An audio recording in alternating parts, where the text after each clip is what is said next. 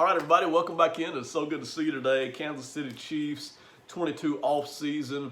We're covering the entire roster bit by bit.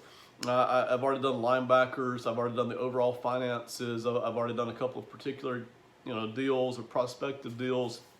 We've already covered quarterbacks, tight ends, and running backs extensively. Today's video is exclusively wide receivers. We're not going to talk about hardly anything else but wide receiver, unless there's something on the periphery that we need to include that gives us light on the wide receiver stuff.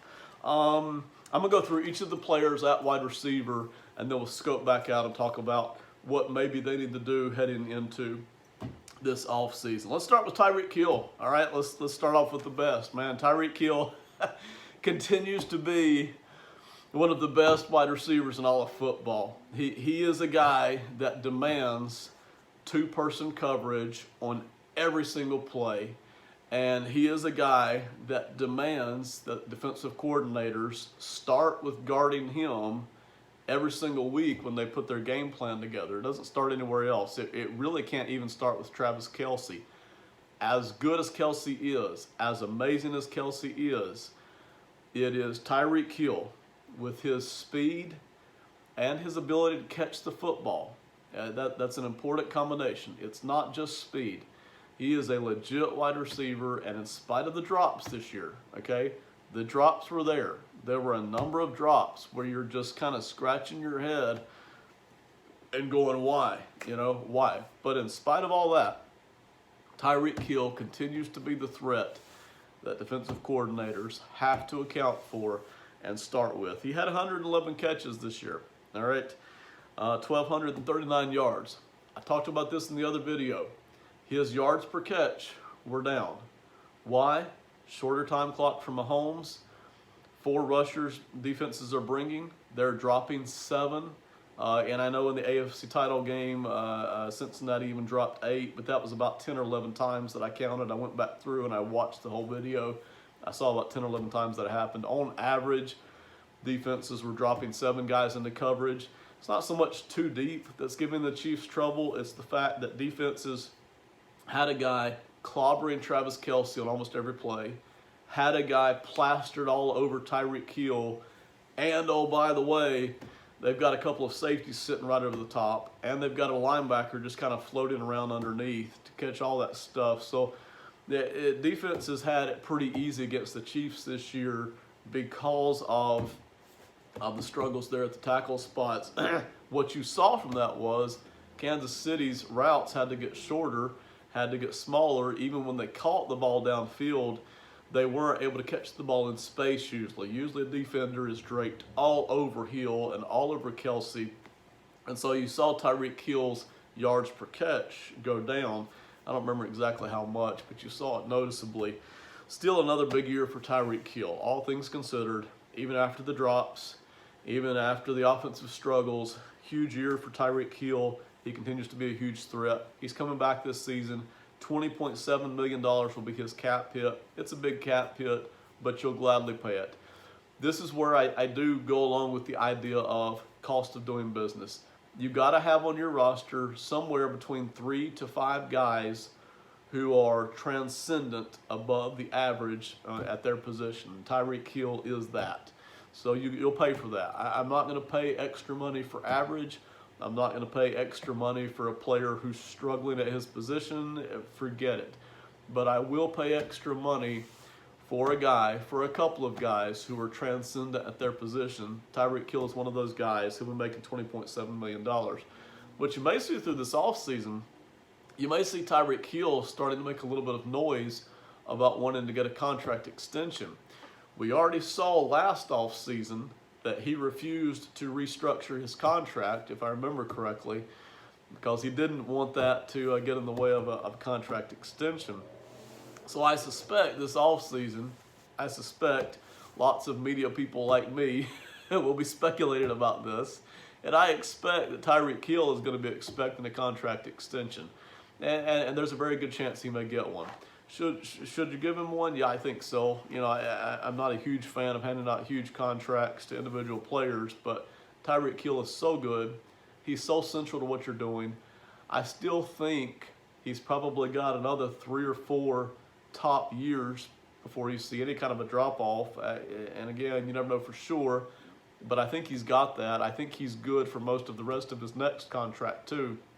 So yeah, if you can get him signed for somewhere in that $20 million a year cap number again, I don't know that you can. He may have a desire to go hit free agency and really strike it big, but he seems like he wants to just get extended here in Kansas City. So if you can get him for another 3 or 4 years at somewhere in the neighborhood of $20 million a season, that's not a well-researched number on my part, but a ballpark. If you can get him for somewhere around that, I think you go ahead and do it. So we'll see if he gets the extension or not, but he's certainly coming back for this next season.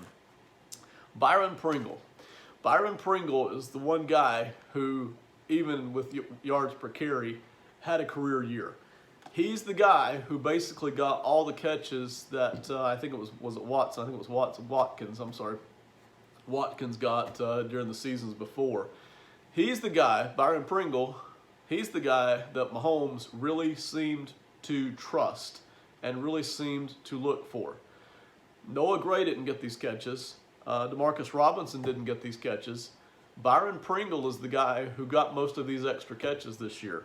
He checks in at, sorry, give me 1 second, 42 catches for over 560 yards. 42 catches, 560 yards. Had a good season, had a career year. Didn't really expect that out of him. I did not necessarily think you were going to see that out of Byron Pringle. He is a free agent. Last year, he made $2.1 million. Do you bring him back? For me, the answer is yes.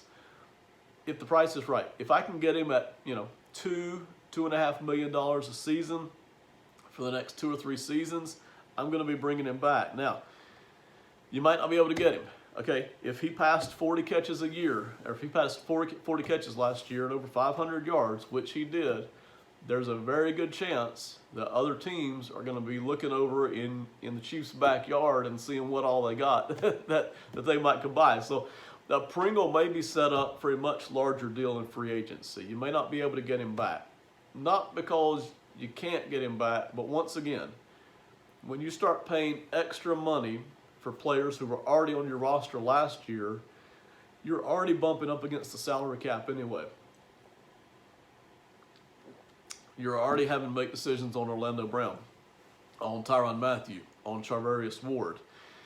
If you start handing bits and pieces away to people like Byron Pringle, even though they may deserve it, you're starting to soak up some of your money for these other players. So that's what's got to be considered.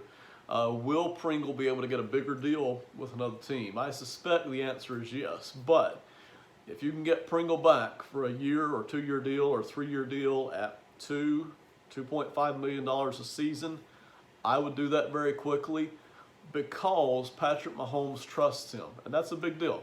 That, to me, that's a very big deal. Mahomes and most quarterbacks, it's always interesting to see who they trust and who they really want to throw the football to. Who seems to just kind of fit into their focus and who kind of seems to get lost in the shuffle. Okay, so I would bring Pringle back if you can get him back at $2.1 million, $2.5 million. There's a chance that they can. Other budgets around the NFL are still tight, still dealing with COVID caps. There are lots of restructures. Excuse me, struggling with the dust in here again, so I apologize. But there's lots of restructures going on all over the NFL, and some of those teams are having to pay a heavy price for that from restructures that they did back during 2019 or 2020. So not everybody out there is flush with money, and that may condense the amount of money that a guy like Byron Pringle can get on the free agent market. Now that brings us to Demarcus Robinson. Demarcus Robinson this year played almost 700 snaps. That's more than Byron Pringle. That's more than Nicole Hardman. That's more than any other receiver on the team except for Hill and Kelsey. But Demarcus Robinson got a grand total of 25 catches. Now, again, I know he's not priority number 1 on the play call sheet, but neither is Byron Pringle. All right, he's not the focus either. And yet Mahomes seemed to find Byron Pringle with catches a lot more often than he found Robinson, even though Robinson played a lot more snaps. Now, I'm inclined that the price is right on Demarcus Robinson. He's a fine receiver. You know, fourth, fifth option on the team. Very well served to have him on the team. At $1 million, that's what he made last year. If he comes back next year, that's probably what he'll make, somewhere around $900,000 to $1 million. Yeah, financially, there is no problem with bringing Demarcus Robinson back. The problem I have with bringing him back is, here's a guy who played 700 snaps. And how is that a lot? Yes, that's a lot of snaps for a guy who only caught 25 passes. That's a ton of snaps. You're kind of just using up a roster spot. You're kind of just using up, you know, an XYZ spot on the field, and really Mahomes isn't even looking for him that much. Mahomes is looking for Darrell Williams going out in the flat. He's looking for Kelsey. He's looking for Hardman. He's looking for Pringle. He's looking for Hill. He's not looking for Robinson. Who knows why? Again, it can be a comfort thing, a trust thing, but 700 snaps for Robinson, and Robinson doesn't even barely even plays special teams. Pringle makes a pretty significant contribution to special teams. Demarcus Robinson doesn't, okay? So I'm inclined to let Robinson move on, not because I don't like him as a receiver, but because it kind of feels like Mahomes just really isn't looking his way a lot. Again, 25 catches isn't nothing, but it's not anything to really be looking at giving a guy 700 snaps for. So that's where we're at Demarcus Robinson. If you feel different, by all means, post it. Nicole Hardman played a lot, 623 snaps. Hardman gets 56 catches for 693 yards. Okay, that's pretty good. 56 catches, 693 yards, and Hardman will be coming back at $4.4 million. Now, I think we all know that Nicole Hardman is not Tyrek Keel and is never going to be, and that's okay. You know, there are very few other people in the NFL who can even boast anything at all like what Tyrek Keel does. But Nicole Hardman was very productive this year. Especially as the year went on. As we got later in the season, we saw Nicole Hardman. He's quite a weapon. Even as a decoy, he's quite a weapon.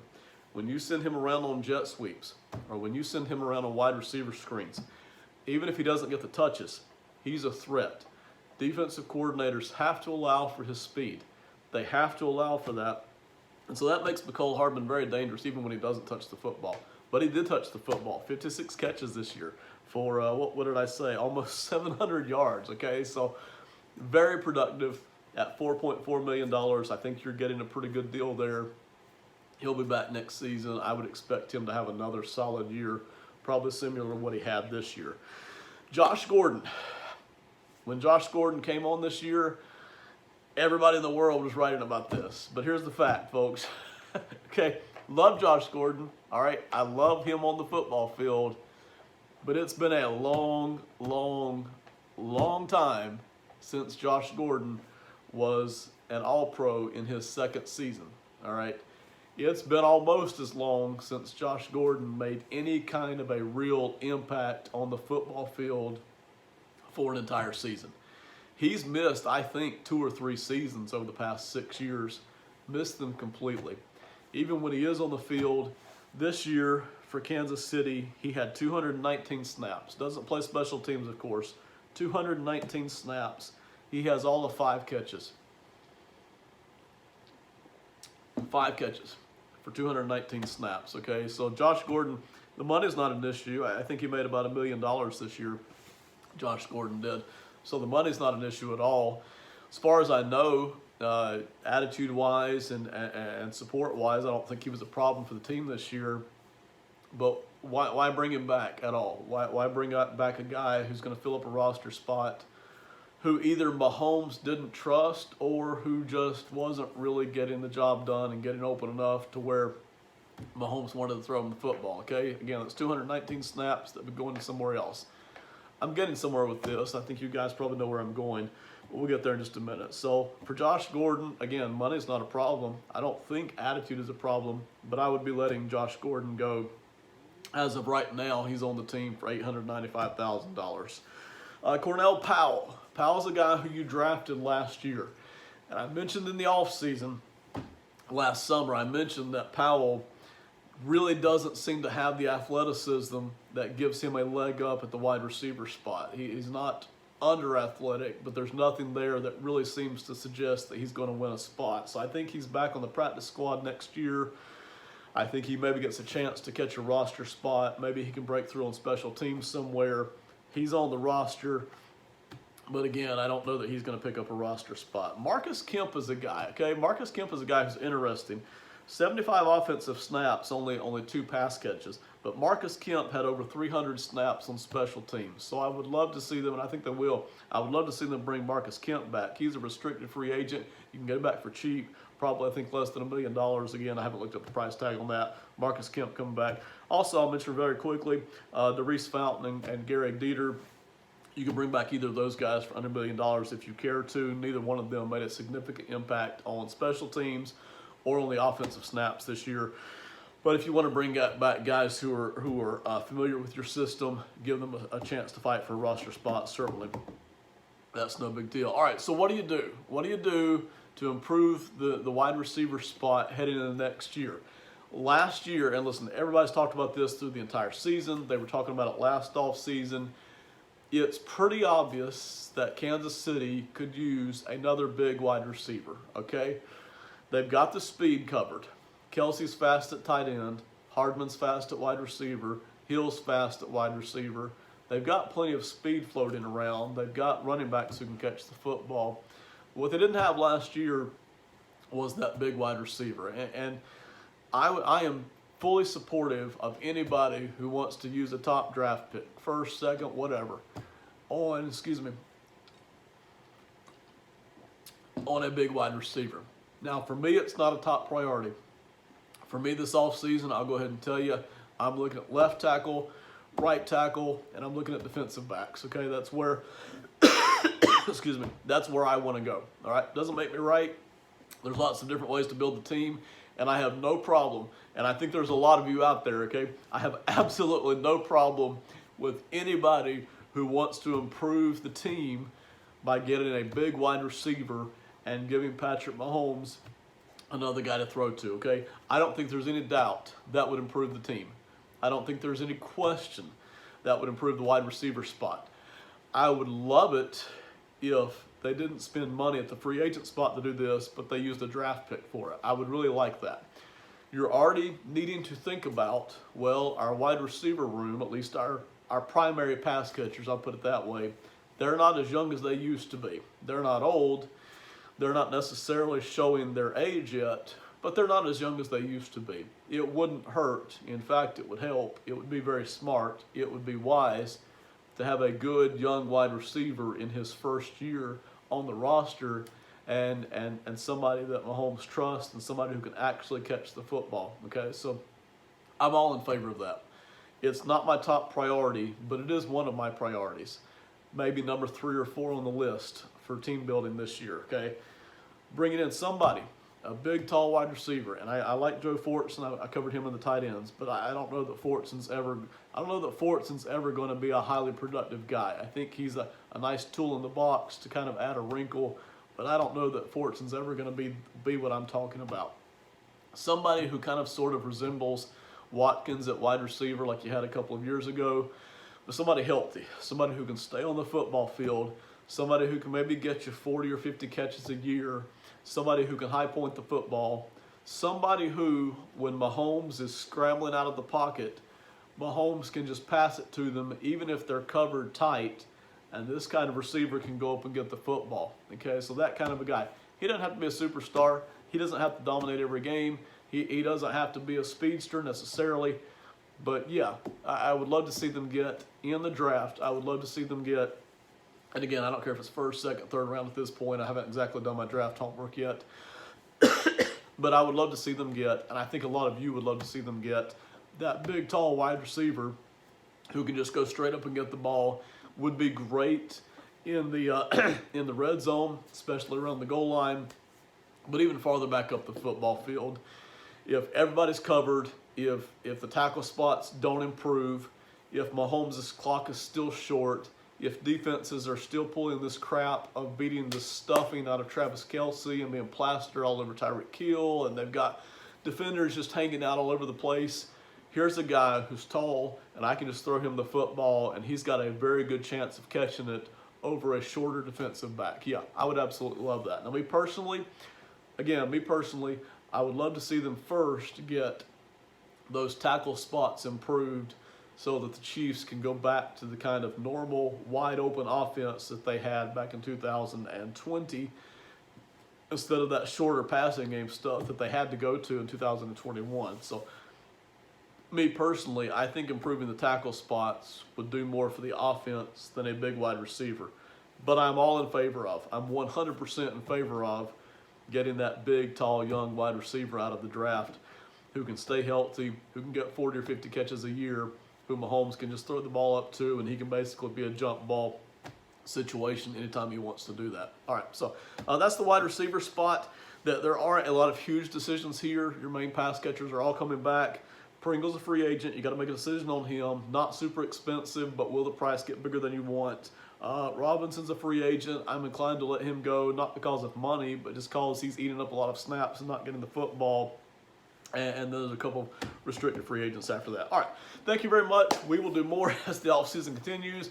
I will try to keep pumping out content and doing as much of it as I have time for. Okay, thank you so much for listening. Bye.